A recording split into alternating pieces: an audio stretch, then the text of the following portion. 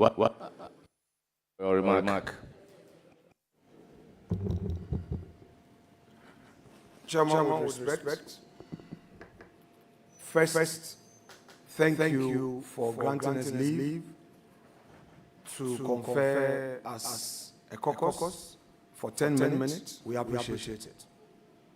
Second, we are protesting your conduct in abruptly ending the nominee for the office of Deputy Attorney General on ground that I refused to withdraw my dissatisfaction of your ruling by using the word that you acted whimsical and capricious.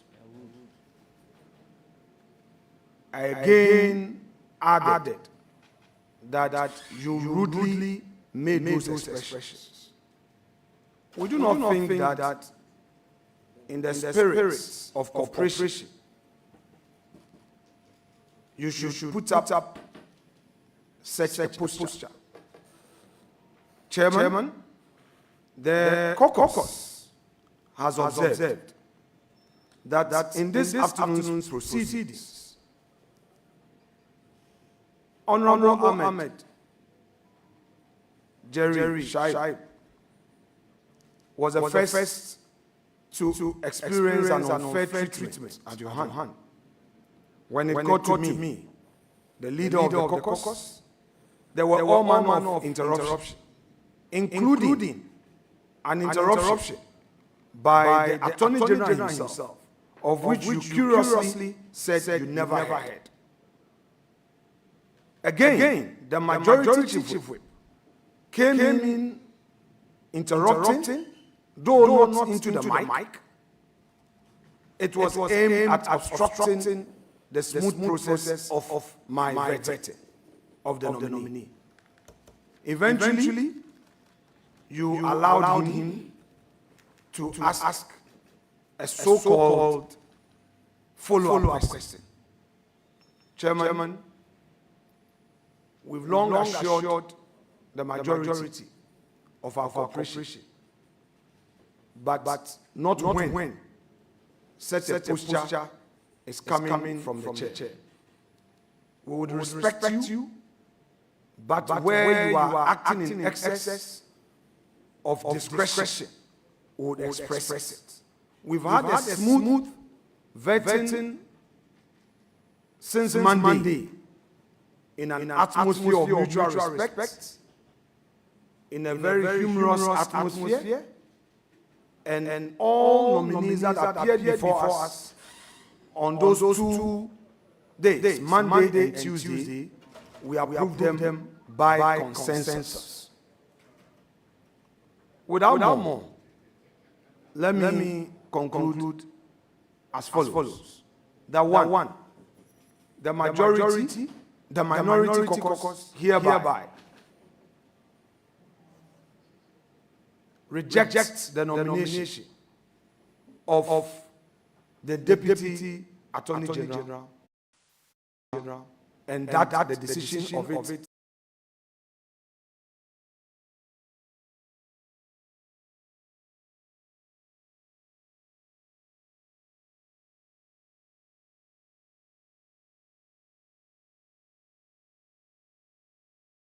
majority caucus. For today, all other nominees in furtherance of our protests, we are also rejecting them, and then your decision, it will remain your decision as majority caucus. God willing, tomorrow, we are receiving the president. Our understanding is that there is no vetting. On Friday, God willing, will be available. And if the posture remains same, we will advise ourselves on the next line of action. Thank you very much indeed. Thank you, honorable members. In a short response, I will want to place on record that I am a very fair and just person. Honorable Jerry Ahmed was to ask three questions, and indeed he has asked the three questions. Honorable members, I take a great exception to the minority leader saying I am quizzical, capricious, and I rudely interrupted. As a chairman of the committee, I'm entitled to overrule a question. When you want to convert the appointment committee, and for that matter, the vetting room into a dancing floor, I think the just thing for me to do is to overrule that particular question. In Parliament, any time unparliamentary language is used by our rules, you will be requested to withdraw and sometimes apologize. When you refuse to do so, he is even lucky that I have not even cited him for contempt. Honorable members, let's make progress. Honorable nominee, in 2 minutes, tell us about yourself. Mr. Chairman, I'm grateful. Mr. Chairman, my name is Sulemana Yusif, born to Mr. Adam Sulemana Salah from Bole, and my mother, Hajia Fati Ibrahima Kamara, from Larbanga. I am married to Hajia Mariam Abu, who is sitting behind me, and we are blessed with 4 children, 2 boys, 2 girls. Mr. Chairman, I had my basic education in Bole, starting from an Arabic school to RC Primary School to Bole Experimental JSS. And then I went ahead to Damango Secondary School for my O-levels. I proceeded to Tamale Training College to be trained as a teacher. Whilst there, I wrote A-level as a private candidate. And by the grace of Allah, by the time I left Tamale Training College, God blessed me with a very beautiful grade, which I used to gain admission into the University of Ghana, then School of Administration, now Business School. I graduated I have a first degree in banking and finance as my option. I went back to Lebanon for my MBA in project management. Mr. Chairman, I hold also an MPhil in development finance from GIMPA. Mr. Chairman, as I speak to you, I'm just about ending my PhD program with Nobel International Business School. Indeed, I have submitted my thesis and getting ready for my defense. Mr. Chairman, I worked as a teacher and then proceeded to work with Unibank, the defunct Unibank. From Unibank, I resigned and joined EDIF, now SM Bank. And then in 2016, I decided to do politics. And so I was elected by the good people of Bole Bambwe to represent them in the 7th Parliament. And then again in 2020, they retained me. And then in 2024, I was also retained. In Parliament, I served on a few committees. I served on the Poverty Reduction Strategy Committee. I also served on the Trade, Industry, and Tourism Committee, starting as a member, graduated to a deputy ranking, and ended as the ranking for the committee in the immediate past Parliament. Mr. Chairman, I have also some certificates in procurement management, in PPP, in monitoring and evaluation, just to mention a few. Mr. Chairman, His Excellency, the President of the Republic of Ghana, thereafter appointed me as a nominee, and if this House approves me, he's asking me to go and help the Minister of Lands and Natural Resources. Mr. Chairman, my journey reflects determination and resilience and the intervention of Allah. And that is what has taken me this far. Thank you. Thank you very much. Honorable Minister Designate, I will then open the floor for members of the committee to begin asking you questions and you providing answers to those questions. I will proceed to give the floor to Honorable Alikle Makurgu, MP for Domi Kwamia. Thank you, Mr. Chair. Congratulations. Thank you, Honorable. Yes, land disputes are common problems in Ghana. Some land cases that have been litigated takes years to be able to resolve. What policies would you recommend to improve land administration in Ghana? Thank you. Mr. Chairman, thank you. Mr. Chairman, let me put on record and let me also make reference to Article 79(1) of the Constitution, and that I'm going to assist the Minister of Lands and Natural Resources. And so, when it comes to policies, it is the minister who will have to come out with policies, and then at the cabinet level, when these policies are approved, mine is to assist him in ensuring that these policies are well executed. And so, I am not in a position to suggest policies, but if the minister comes out with policies, I will run with those policies to ensure that we are able to deliver and deliver effectively. Thank you. Chair, that will be all. Congratulations. Thank you very much. I will proceed to give the floor to Honorable Alasanuma. Thank you, Mr. Chairman. Honorable Alhaji Sulemana, congratulations. Thank you, Chairman. I know you can do the work, but I have one question for you. And this is about the disparity, what accounts for the disparity between the volume of gold exported and the revenue received by the country? Mr. Chairman, primarily, it is smuggling of gold into other neighboring countries before exporting it. And the reason is that until recently, we had imposed 3% on the export of gold.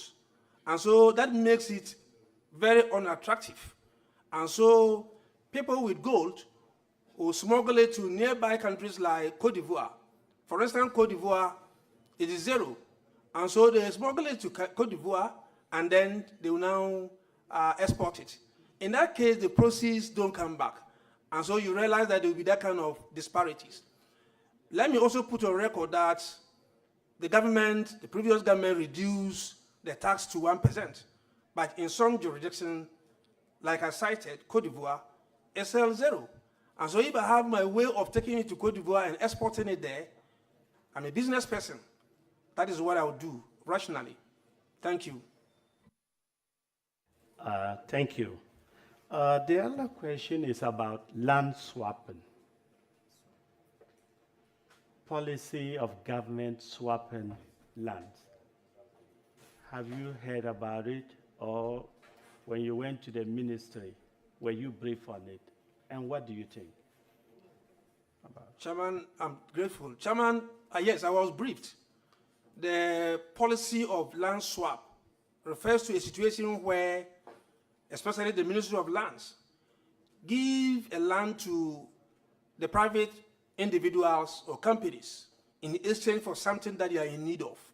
For instance, if the ministry wants to build a regional office, let's say in Savannah region, and cannot afford the cost of it, the ministry as a policy can decide to allocate a land anywhere in this country that is attractive to this private person in lieu of the person going to put up that office. I think that is a good policy. What is important is to ensure that there's always value for money.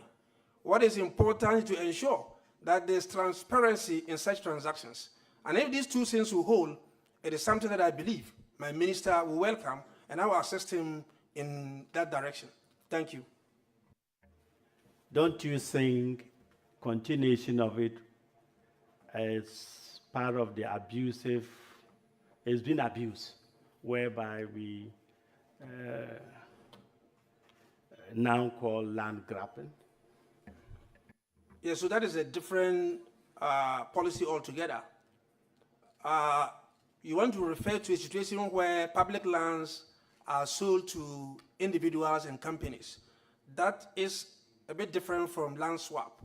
And so, like I said, in the concept of land swap, the most important thing is there transparency? Is there competitiveness in terms of how that program is rolled out?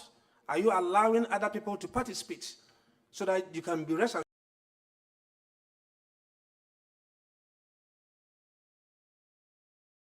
That is value for money. If that is done, I think that is a good cause. Thank you.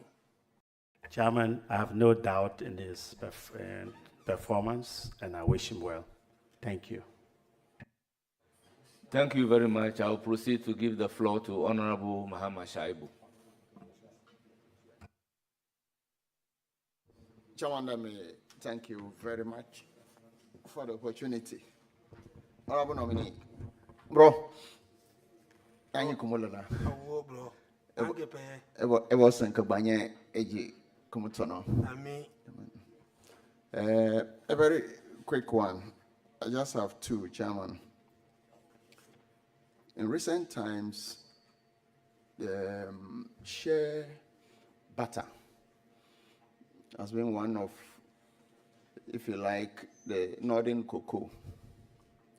Indeed, the last 2 years or so, the export of shea butter, Ghana was ranked the 4th largest exporter of shea butter in the last 2 years. That tree that produces shea butter is under serious threat from bushfires, but more importantly and seriously, from charcoal burners. And so it's a critical thing. I know our chiefs have played a critical role in protecting the shea tree. But tell us, what role would you play in supporting your minister to be able to protect this valuable natural resource for the North? Thank you. Chairman, it is not even in recent times that the shea tree, and for that matter, its products are seen to be equated to, let's say, cocoa. It is indeed the cocoa of the Savannah ecological area. And as I sit here, I am a beneficiary of the shea tree. My mother, I'm sure she's listening to me. Those days, early morning, we wake you up to go and pick shea nuts, process it, and part of it was used to pay your school fees. I agree with you that today, that tree is under threat. It is an economic tree. It is a tree that all of us must be proud of. The question you ask is, what do we do to ensure that that tree survives? The tree is a wild tree, and so propagating it is a challenge. The Cocoa Research Institute in Bole tried to propagate it, and it's been a problem. The surest way is to ensure that those wild trees are maintained. And so if you have a situation where we are felling those trees, it should be a source of worry. Solution. I think that it is an economic tree, and to fell economic tree is a crime. And so we need to enforce our laws. People who are seen felling shea trees should be punished, and punished severely. Let me also say this, that yes, our chiefs have done very well, and they continue to do well. But growing up as a child, it was even a taboo. When I have my revered chiefs seated here listening to me, they'll bear me witness that growing up those days, it was even a taboo for you to fell that tree. Anytime you fell that tree, you were summoned by the chief priest or to the chief palace, and you were charged. I think it's something that we have to go back to. Again, the district assemblies should also help. The district assemblies should see that tree as an economic tree, and if there's the need for them to even support the existing laws with bylaws, why not? So that we can preserve that tree for ourselves and for our future generations. Thank you. Thank you, Mr. Chairman. Absolutely brilliant answer. Let's do some law. I'm sure you are familiar with LI 2462. Small-scale mining. Yes, I'm very familiar with it. At the ministry, I was briefed, and I've also listened to the president, so I have some idea as to what it is. Very well. So should small-scale mining be banned or temporarily suspended? I know Bole, there's some mining going on in Bole area now. It's becoming the gold hub of Savannah. Tell us what your opinion is on this. The Chairman, my understanding when you refer to small-scale mining means that small-scale artisanal mining that are legalized, that are given licenses to operate. That's my understanding of small-scale mining. If that is the case, and as long as they are given licenses to operate and they do not breach those licenses, I do not think that we should ban them, because we are told that over 3 million people are into this business of mining. And so what it means is that if you are banning them, you are simply saying that some people should not survive because that is their livelihood. And so I do not think that we should ban them completely if they are not doing anything untoward. But let me put this on record, that my minister has set up a technical working committee or team to review the mining industry and also look at the existing or the current licensing regime. I think that we will wait for that report to come. Once he receives the report and look at it very well, we will be informed as to the way forward. Thank you. I want to follow up on that one. So, illegal is illegal. When you are involved in illegal mining, sometimes the security forces come up to enforce the law. There are many times where excavators and other equipment are seized from illegal miners. In the past year or two, we've seen excavators confiscated, some bent, some taken away. Sometimes you can't even find where they are kept now. What's your take on this? Bent, seized, confiscated, or whatever? Mr. Chairman, I listened to the first gentleman of our land, His Excellency John Dramani Mahama, and he's clear. He said that excavators that are seized should not be bent. And once the president has spoken, his words have to be enforced. And so I think that going forward, seized excavators should not be bent until he decides otherwise. Thank you. Chairman, my last one has to do with Lands Commission. You know, I'm sure you and I have had some experiences over there. Tell us what you want changed, why you want to help your minister change at the Lands Commission. Yes, I was at the ministry, and the Lands Commission people briefed me. And if I were to talk about the happenings at the Lands Commission, it will take us the whole day. We are challenged when it comes to the registering of lands in this country. A long process, and at the end of the day, some people even get fed up and stop the process. One is because they don't understand the process. So there's a need for some thorough education regarding the way lands should be registered. But beyond that, the records at Lands Commission is problematic. And that is why you have instances where people have two people having the same land. And you get to the Lands Commission, and they can all trace documents there, giving them ownership of the land. And so what you do is to go into what we call digitization of the records at the Lands Commission. When we do that, we are able to even sit in our homes and be able to tell whether or not a land has already been registered in somebody's name. Again, what we need to do is to decentralize the process.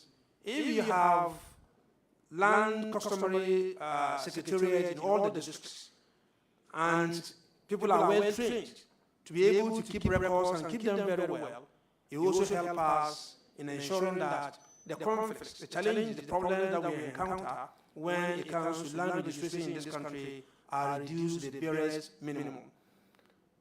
Thank you. Chairman, I note and I see the revered chiefs and queen mothers behind you, the representative of the overlord, the Yabumura is here. You cannot afford to disappoint Gonjaland. I wish you all the best. May Allah be with you. I'm grateful. Thank you very much. I'll give the floor to Honorable Haji Alhaji Yusif.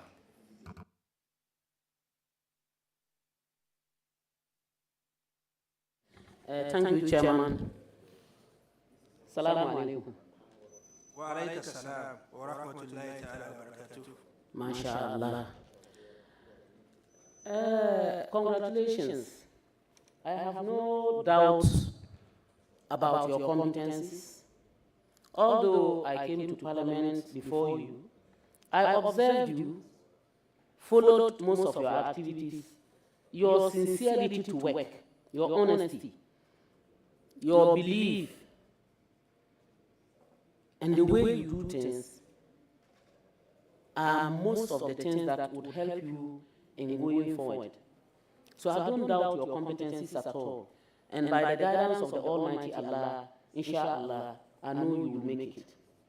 Now, my question, both you and I, and many others, and our revered chiefs and queen mothers behind you, we come from the northern sector. And we are well aware about land issues. And when I'm talking of land issues, I'm not even talking about the land in itself per se. But for instance, our trees, the fruit trees, the shade trees, which we observe day in, day out, being cut.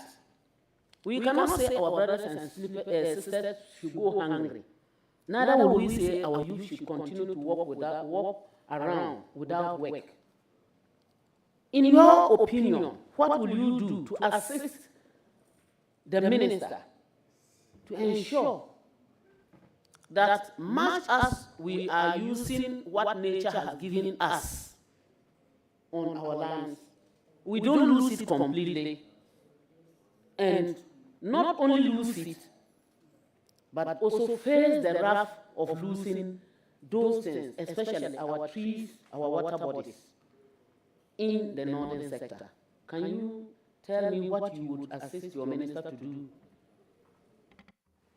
I'm grateful, and I can understand the passion with which the Honorable Haji Alhaji has spoken to this issue. Just as I said earlier on, the shade tree and other economic trees, the baobab tree, the K-pop tree, and what have you.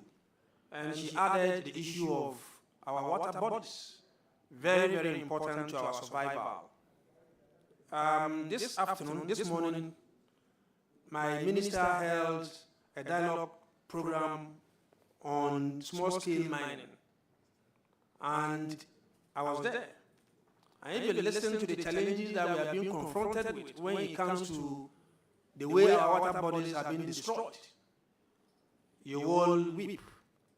To the extent that as we talk, in Western region and other parts of this country, it gets to a point where the Ghana Water Company had to shut down its water plants because of the nature of the water.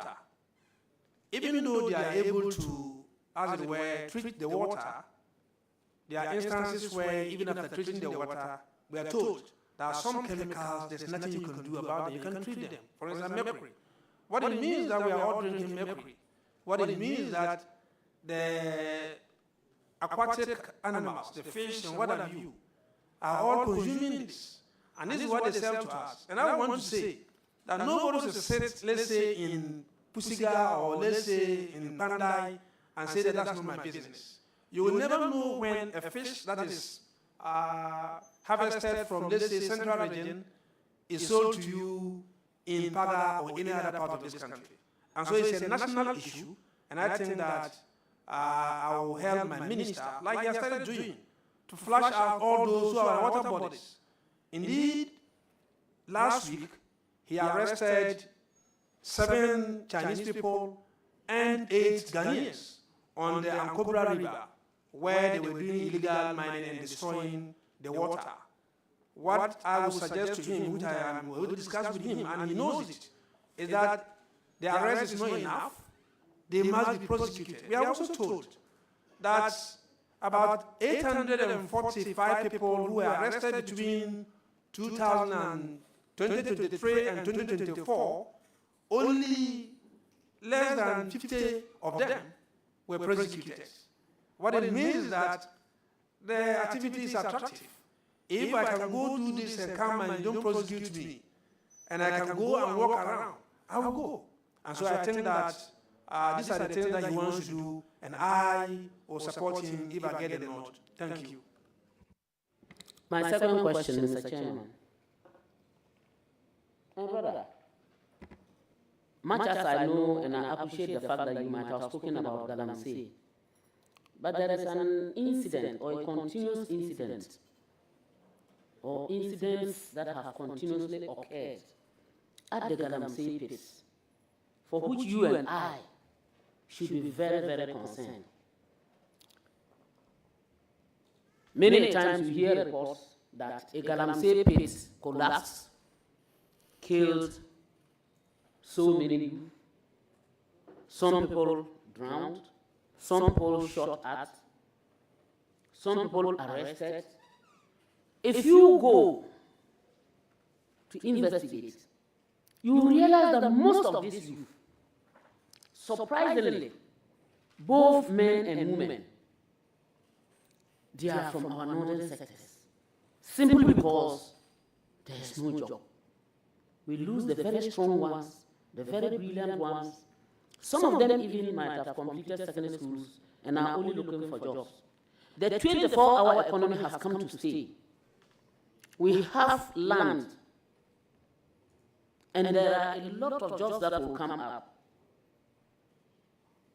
What activity will you support your minister to undertake to ensure that our youth listen to us so that they don't go dying those deaths where they go looking for gold that is not in existence? What will you do as an individual? Chairman, the issue of Galamsey is the issue of survival. There's so much unemployment, especially in our part of the world, the 5 northern regions. And that is why even when people graduate, first degree holders, they don't have jobs. And so what they want to do is to go and do illegal mining.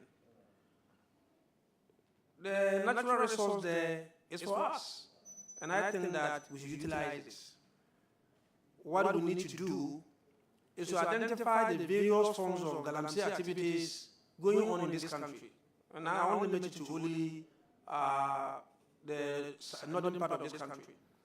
I, sitting here, can identify 3 groups. There are some who are on our water bodies doing illegal mining. There are some who are also in our forest reserves, destroying the forest cover. And there are some who are on the land. Those who are on our land, we can regularize them. We can give them the technical know-how. We can assist them to get even funding. And then we can use technology to ensure that when they are even giving concessions, they are able to tell where exactly the ore is, the gold deposit is, so that they don't do it haphazardly. For instance, we give somebody a 24-acre land, and the person is supposed to mine there and get gold. Without technology, the person starts from the very beginning of the edges of the land and starts digging until he finds gold. If there's a technology, and I believe that there's a technology where they can easily be told that this is where the concentration is, they don't destroy the land, they just go and pick it. But those who are in our water bodies and our forest reserve, they should be flushed out and flushed out immediately. The issue of getting other jobs, I would have suggested that it will be in the area of agric, because that is where we have arable lands. But that will mean that we need to now have intersectorial and interministerial collaboration, where we can encourage the Ministry of Agric to go into serious commercial farming and to support farmers in those areas so that farming becomes attractive and some can now get jobs out of farming. Thank you. Right, Chairman, I'm done. I wish you all the blessings of Allah, and I say, may He be your guidance and your protector so that you can do the work as expected. Thank you. Chairman, I'm grateful. Thank you very much. I will proceed to give the floor to Honorable Roxanne Nelson Eche Dapamoko. Chairman, may you live long. My brother, congratulations. Thank you, Chairman. It got to a stage we thought this won't come. But it has come. You deserve it. Thank you, Chairman. The work we did in the 7th and the 8th Parliament, you deserve it. And I have no doubt that you support your sector boss to deliver on the mandates of our manifesto and His Excellency, so that you can prolong our stay in this seat. Thank you. Now, you are going to a very important ministry, lands. And there are a lot of issues regarding this state acquisition, unbridled. Nobody says when you have money and the state is legitimately asking citizens to acquire property, you shouldn't. But the question is about unbridled acquisition of state lands, lands that are needed for state activities. As the second chair to your sector minister, would you consider reviewing this policy so that we can have public lands acquired during the First Republic for public purpose? Would you consider? Yes and no. I don't want to bother you too much. Yes. We will consider that, because the President, upon assuming office, directed that all lands that are being processed at the various regional levels for the issuance of certificates and transfer of lands to individuals. I'm talking about lands that are public. He's asked that should come to a halt. And a report will be submitted to him very soon. And I believe that once the report is submitted to him, appropriate recommendations will be made. But I think that there should be a way to ensure that there's always transparency, there's always value for money. Thank you. So that state property occupied by judges, not just judges, superior court judges, senior public servants, are not given to politically exposed persons. You agree with me? Yes, so that's what I'm saying, that the President wants a report on this. But the way to go is to ensure that, but he has even banned that no political appointee should be interested in any assets that belongs to the state. That is the directive of the President. And that for me is comforting, because we need to ensure that the opportunity the Ghanaians have given us as politicians, we don't shortchange them. Thank you. So that you rather support the state to acquire more lands in addition to what is in existence. You agree with me? Yes, so the new act that has been enacted require that some lands can be taken, and to do that there should be an escrow account where money should be put and appropriate compensations paid. Then we can now have these lands in the name of the state. Hitherto, lands have been acquired, and there are so many difficulties, or people are encroaching on those lands because compensation was not adequately paid. I think that act is resolving that matter, and so government can get more land for public good. Thank you. Chairman, the nominee and I spent 8 years on the public accounts with the Honorable Minister for Communications. We did some good work. And as part of the interrogations and the matters that came before us was the indolence of state institutions to secure state lands for which state institutions have been established either by an act of parliament or state institutions that are a creature of the Constitution or by constitutional instruments. And the Auditor General annually flags this matter. Now that he has the opportunity, will he assist his sector boss so that institutions like school lands, hospital lands, district assemblies, electoral commission, and other state institutions which are occupying premises acquired since colonial days take steps to secure these landed properties and proper instruments issued so that they are not encroached? Would they do that? Chairman, I know my minister is capable of doing that, but let's put the issue in context. Lands that are owned by such institutions are their lands, and they are the ones who protect those lands.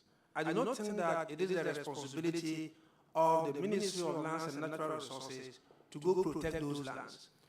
Once those lands are acquired, the title is given. Chairman, that's why I put the question in context. I'm saying that you and I have discovered that that is the problem bedeviling state institutions. Indolence. They go to sleep. They don't protect their rights. So, as the second most important person in the sector today, would you assist them to do that? Yes, so what I'm saying is that it is not the responsibility of the ministry. So would you assist them to do that? Yes or no? Yes, we assist them. Thank you very much. Thank you. That's all I want to hear. You assist them to do that. Chairman, one other important thing that I think I want to have the nominees' views on is this issue of termination of employment. Now, every government operates based on a budget annually.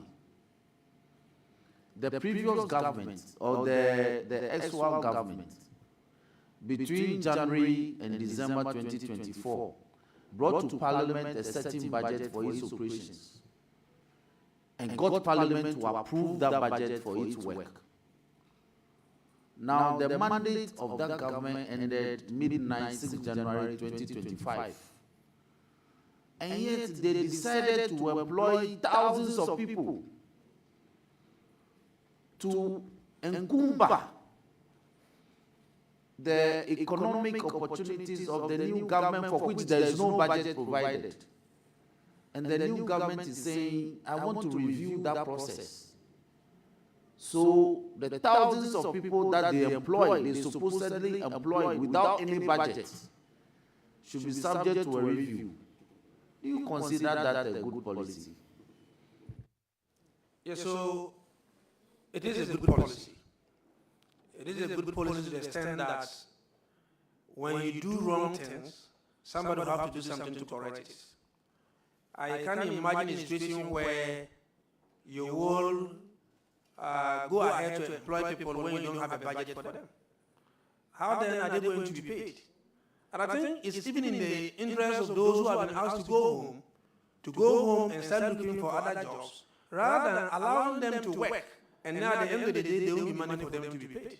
And I think that it's a national conversation that we should all trigger and ensure that governments, when they are leaving, they don't rush in employing people just to satisfy party faithfuls and what have you, but rather ensure that if you want to help them well. But Chairman, let me just add this. I was on the same committee with you when the Public Accounts Committee, when I raised the issue of the services, our security services, recruiting people without any advertisements.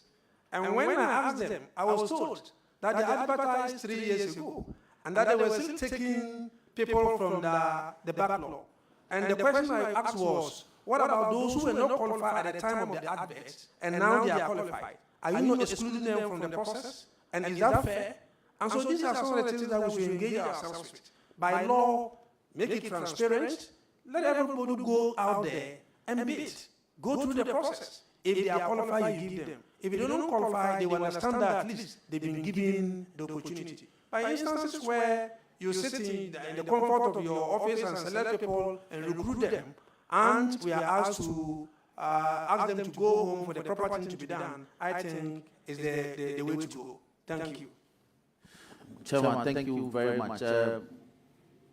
Finally, my brother, you and I come from constituencies that are past the mighty Volta. And we have over 52 districts that constitute the mighty Volta Basin. Your grandfather's land and my grandmother's land got lost in the course of constructing the mighty Volta Dam. Some communities have received compensation, others have not. And as the second most powerful person in that sector, you will consider reviewing the compensation regime for these communities and traditional areas who lost their lands, so that finality will be brought to this matter after 50 years. You will consider to do that. I think my able minister is here. I just will pray that you give me the nod. When I get there, I will consult with him, and I believe in him. Appropriate action will be taken to ensure that those who are affected are happy. Thank you. Chairman, once more, let me congratulate my brother, and I wish him all the best. I know that you will succeed. We have your back. In Parliament, we have your back. Thank you. Thank you very much, Honorable Roxanne Honko. I will now give the floor to Honorable George Kwakurukete and the Vice Chairman of the Committee.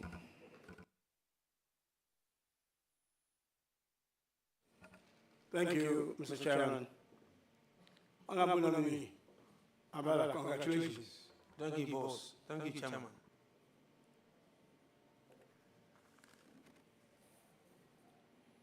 One thing that is important, being a deputy minister, is if you are lucky to have a good relationship with your boss. And I know you have a good relationship with the minister, and that is key. Now, for you to be able to effectively support your minister, you must have a good appreciation of the area that you are going to be in. And appreciation being that not necessarily, you don't need not a technical science, but at least there are things there that you have a view on. For instance, two major things in that ministry is about land and small-scale mining issues. We have, the minister is going to do the policy bit, the ideas on how you resolve issues there, and you will provide the support that is needed for your minister to be able to achieve that. But to be able to have a prescription to an illness, you must understand what the illness is. In your view, what do you think is the illness with our land issues? In short, because I'm sure you might need a whole day for that, but very short. What is happening, especially in the last, say, 8 years, that we have issues of land grabbing? These things have escalated. People used to take government land, but it looks like within a shortest possible time, these things have just gone up. Now you come to the small scale, which is the other side of things. That's a tough ministry, actually. You come to that, you realize that small scale mining is actually something that is a preserve of small scale people, which is ordinary Ghanaian who wants to go into mining.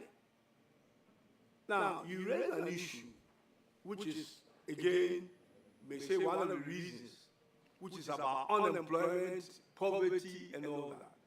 But if you want to be a small-scale miner, the laws are there. And the entry or barrier to go into small-scale farm is actually low. It doesn't cost that much to do that as you would have if you want to go into big mining. So why don't people just go and take the license and do the necessary things to do small-scale mining? But we've gotten ourselves into this situation that we are in at the moment. What is your view? We're looking at the illness. The solutions may be there.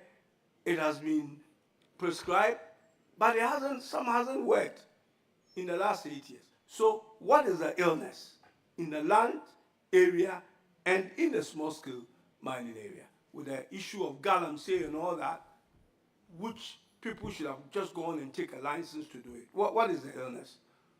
Chairman, brother. Chairman, thank you. Chairman, let me state that I'm happy my senior brother is aware that I have a very good working relationship with the minister. Indeed, I worked under him as the deputy ranking, and he recommended me to be his ranking at Trade, Industry, and Tourism Committee. It is also on record that you cannot become a deputy minister to somebody because by constitution, Article 79(1), the president will have to consult the minister in appointing a deputy minister. And I believe that he was consulted. And because he has that confidence in me, that is why he's accepting to work with me. Now to your question. One, the issue of land and land grabbing. I earlier on said that is a national issue. It's an issue that we have to take a second look at. And that is why the president said that when it comes to public lands, none of his appointees should be interested in that. And then again, he has asked that even those that they have started processing before he came, they should stop. Now, generally, the issue of land in this country is problematic because of the fact that we have not been able to have proper record keeping. And that's where the problem starts. Proper records keeping and also demarcation of the lands. That I think we should do. And to do this, we will need a modern, if you like, land administration system, which I believe my minister spoke about, and he's committed to ensuring that by the time he leaves office, he's able to deliver that. And that will solve some of the problems that we are encountering when it comes to land dispute. Now to the issue of galamsey. Are you saying that why don't people just go and register instead of involving themselves in illegality? One, we will require some stakeholder engagement, some education. There are people who are doing this mining and do not even know where the EPA office is, and they do not even know where the Minerals Commission's office is. What they have seen is that there's a land and there's gold there, and they want it, so they will have to go and mine it. We will need some thorough education, okay, as to what it takes to be able to come out or to register a small-scale mining. And get a concession, get certificates to be able to do that. Beyond that, you must also teach them how to do it and do it well. And that's what I spoke to in my earlier submission. And so, like I said, my minister has asked that a committee should go into this issue and make appropriate recommendation in terms of the way forward. And he's waiting for the report. And when the report comes, I believe that in the shortest possible time, you'll see a change in the administration or in the handling of these issues of galamsey and small-scale mining. Thank you. My brother, congratulations. God bless you. I'm grateful, Chairman. Thank you very much, Honorable Yusif Sulemana.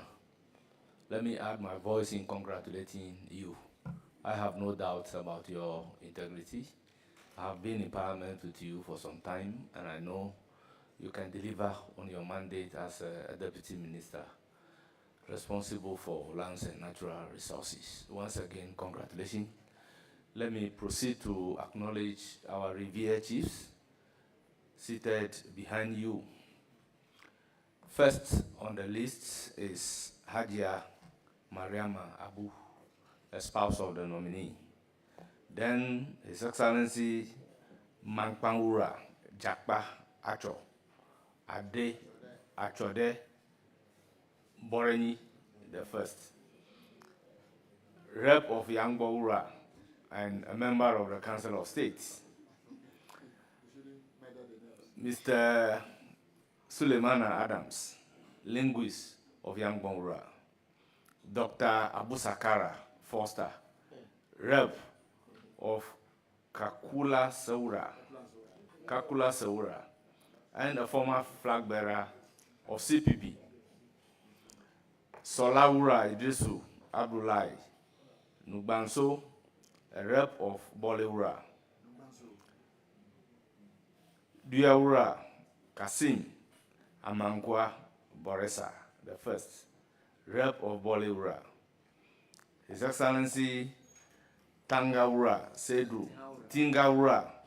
Sedu Samson Abudu, member of Council of State for Savannah region. Honorable Salisu Biawuribi, Savannah Regional Minister.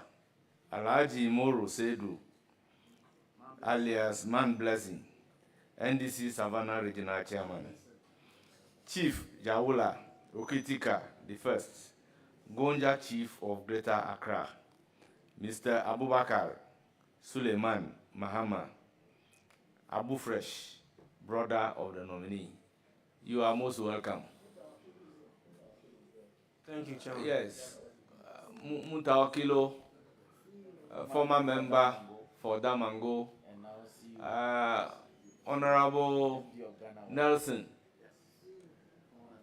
former member for Daboya. You are all welcome. Dachumo, you are welcome. Honorable nominee, you are discharged. You hear from the committee. Chairman, I'm very grateful. Thank you. Yeah. We don't clap here.